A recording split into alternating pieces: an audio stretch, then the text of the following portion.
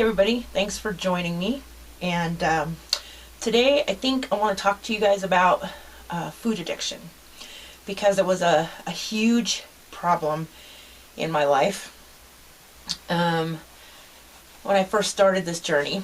I remember going to see my diabetic dietitian, and he was asking me a couple of questions, and I specifically remember myself saying to him, I have no idea how I got this way. I eat a really healthy diet. When I think back now, I just realize this man must have looked at me like, you are out of your mind. You're sitting here in front of me weighing almost 300 pounds. You're diabetic. You have high cholesterol. And you're telling me you eat a really healthy diet, because you know what? I honestly thought I did when I was saying that. After I started eating healthy and I started exercising every day, I look back now and I think, well, I know why I got that big, and I know why I had all those problems. It probably came from the fact that while I was sitting there mindlessly watching TV, I was eating half a pound of cake. Or, it was probably all those coffee lattes that I was having that were loaded with sugar on the way home every day because I was tired and I needed an energy boost. Or it was probably all those donuts and chocolate milk that I was having on the way to work in the morning because I was too damn lazy to get my butt up early enough to cook myself something healthy, or I just flat out didn't care. But I wanted to talk to you because I've noticed that the world that we live in is very oriented towards setting you up for a food addiction. So a lot of people, beat themselves up because they're overweight, and they hate themselves. And, I actually know quite a few people right now who have told me, I just can't stop myself. I just can't. I start eating and I start eating, and the next thing I know, I've eaten the whole thing. And, if I walk into a convenience store, or if I walk into just a regular Walmart, whatever, I want to eat healthy, but, the pastries are the first thing that hits you on the way in. Notice that? And on the way out, on each side of you on that aisle, there is candy. I mean, they're going to get you. So, it's, they have like this food fun connection. And, they actually like brainwash you to believe that you cannot have fun unless food is involved. I mean, if you go to the ballpark and you just want to go catch a baseball game or a football game or a basketball game, you can't just go watch the game. You got to go grab yourself a hot dog. You got to go grab yourself a soda. You got to go grab yourself some pizza. You got to go grab yourself something. You can't just sit there. That would just be un-American. If you go to the movies, well, you can't just go to the movies. Before you go into the movies, you got to grab your big bucket of popcorn, your big soda, and, and then you've got to finish it off with a little bit of candy. If you go to a barbecue, well, that speaks for itself. You have to put the stuff on the Barbie and eat as much as you possibly can, because that's the way it is. The last barbecue that I went to, somebody actually bought, and I kid you not when I tell you this steak that was about this big, that sucker was about that thick, and it must have weighed, it was half the cow. I mean, I don't care what they say, that sucker was half the cow. And everybody else was eating, and that steak was still cooking. But you have to eat, and of course there's drinks involved, and, that's more junk.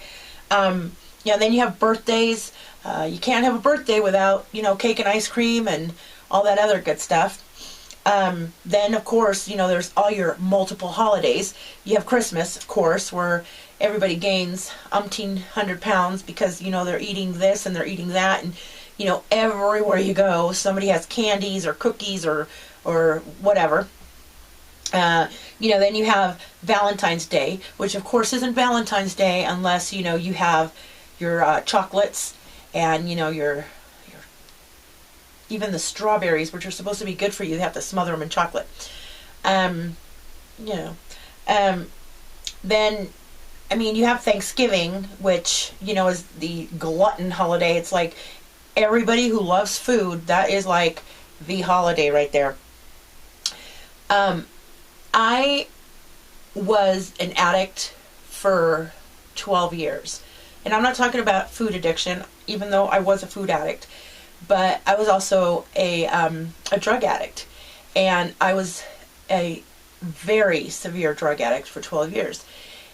And I can honestly say one thing, that in those 12 years, I never heard a single drug addict tell me, oh my God, I would rather die than give up my drugs.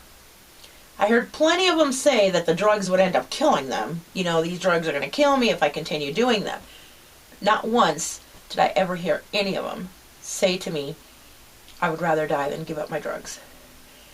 You know how many times a day, a week, a month, because I do consult with people who have food addictions, and I help people to lose weight, and I do help people to get on health journeys. I hear it all the time. I tell them, you're going to have to give up milk because milk is very mucus forming and it's very bad. Oh no, I would rather die than give up my dairy. It's just not going to happen.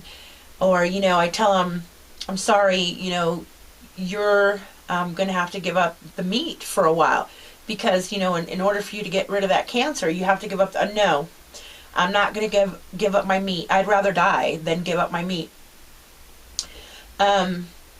Not quite a year ago, we lost a really, really good friend to lung cancer because he gave up the cigarettes, but he absolutely, positively was not going to give up his steak. It just wasn't going to happen. So, you know, in the world that we live in, it's very sad that the media has set you up for failure. I mean, the way that they constantly throw food at you and they make you believe that, you know, without food you can't have fun. It basically sets you up for failure. And I had a really good friend tell me, you know, and she was a very, very bad food addict. She was close to, I think, almost 500 pounds. And she told me, you know what's sad is that they have AA for alcoholics. They have NA for drug addicts. But where are you going to go if you have a food addiction? I mean, if you have an alcohol problem, stop going to the bars. Stay away from where they sell alcohol. Get rid of the friends that influence you to drink alcohol. If you have a drug addiction, same thing. You know, move to a different town. Get away from the people that influence you with those drugs. What are you going to do if you have a food addiction? It's everywhere. It's all around you. You have to eat. So what are you going to do? So, you know, and I just think that the media should take a lot of responsibility for what they've done and the mess that they've created. And, you know, then on top of that you have, which is something else completely different, but you have, you know, all these food companies that are selling you all this food that is highly addictive. You know, I mean, you know, you have all the grains that have all the opiates in it that keep you coming back. You know, you have all that food that has all those feel-good hormones to keep you going. You know, then we live in such a stressful world that, you know, we don't think twice about grabbing that coffee because it's going to give us that high. and or grabbing that latte because it's going to give us that high, or popping down those energy drinks, because we're always looking for that feel better. So I wish that I had the answer for you. I really do, on how to end the addiction with food. But I don't. Because you know what? A few things have to come into play. Just like I had to quit cigarettes cold turkey for my health, and I had to stop the drugs for my health, and I had to stop all the horrible food for my health. Sometime you have to realize that you love yourself. And you love yourself more than those drugs.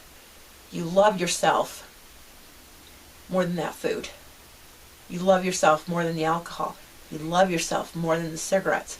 You love yourself enough to stop putting that crap into your system and realize that this is a temple. Whether it's 300 pounds, 200 pounds, 95 pounds, no matter what it is, this is your temple. This is your only home. And if you don't take care of your home, you're going to be homeless. You're not going to have a place to live. So it's not about the food addiction or whatever other addiction. It's all boils down to, how much do you love yourself?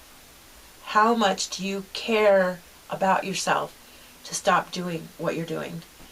And it basically boils down to self-esteem and going inside your head to figure out where these feelings of non-self-worth are coming from. So that's about all I have to say. I really hope that if you're struggling with any kind of addiction, I hope you just stop long enough to realize what an absolutely precious, special human being you are, and take the time to do your life and your body the justice that it deserves. And once again, I thank you for watching, and please be happy, be good to yourself, stay healthy. We'll see you next time. Bye-bye.